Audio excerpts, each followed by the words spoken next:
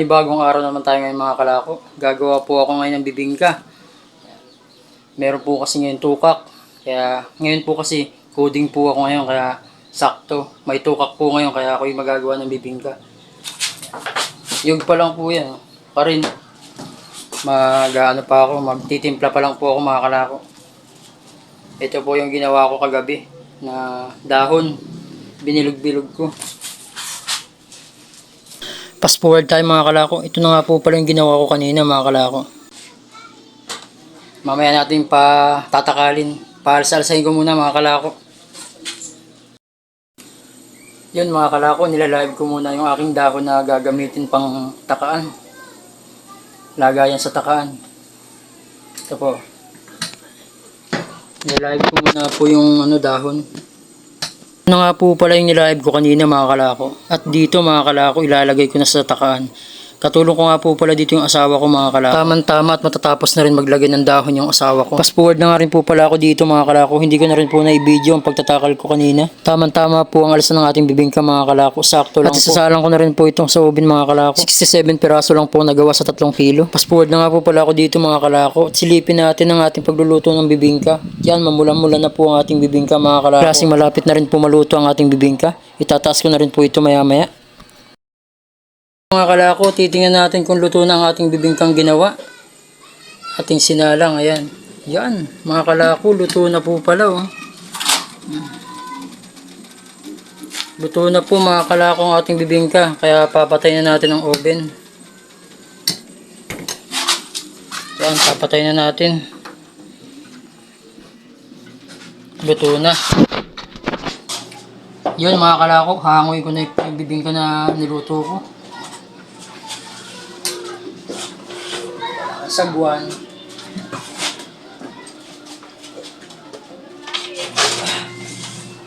Ito na oh.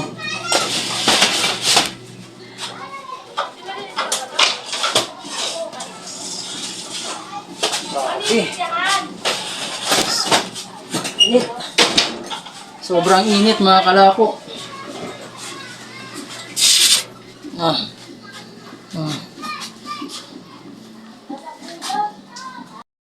Ito na po mga kalako ang bibingka oh. Nadadaling ko sa sabungan. Yan.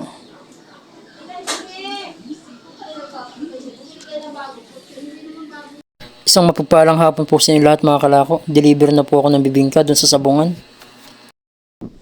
Deliver na po ako ng bibingka na ginawa ko.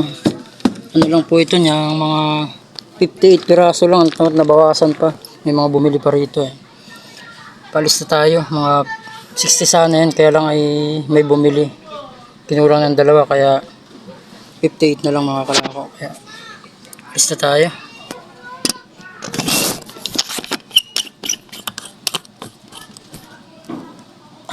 Batsi na.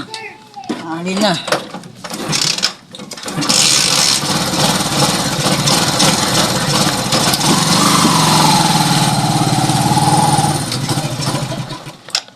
Dito ako sa dating kampo.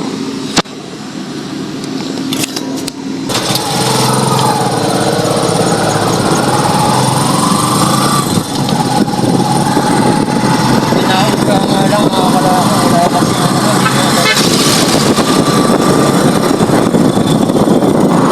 nauga mga kalako. Hindi pwede dito sa na to. Hindi ko nadala yung ko eh. Nagmamadali ako kanina. Kalimutan ko.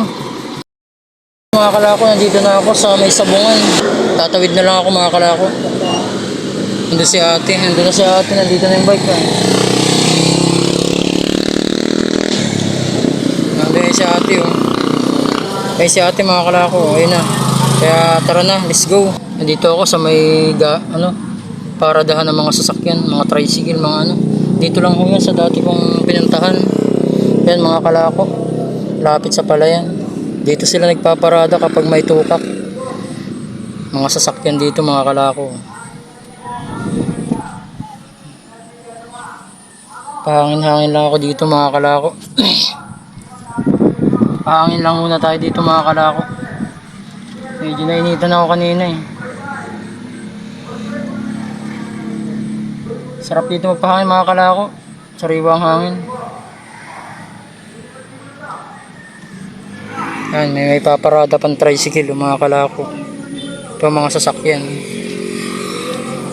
Doon na sa una nagparada sa may kabila. Doon sa kabila mga kalako sa may tabing highway. Yan, mga sasakyan. Mga kotse.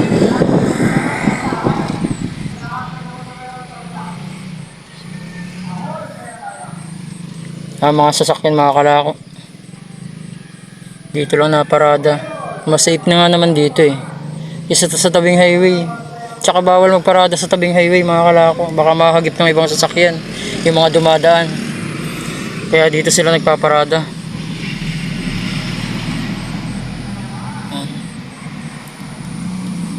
Uwi na ako mga kalako.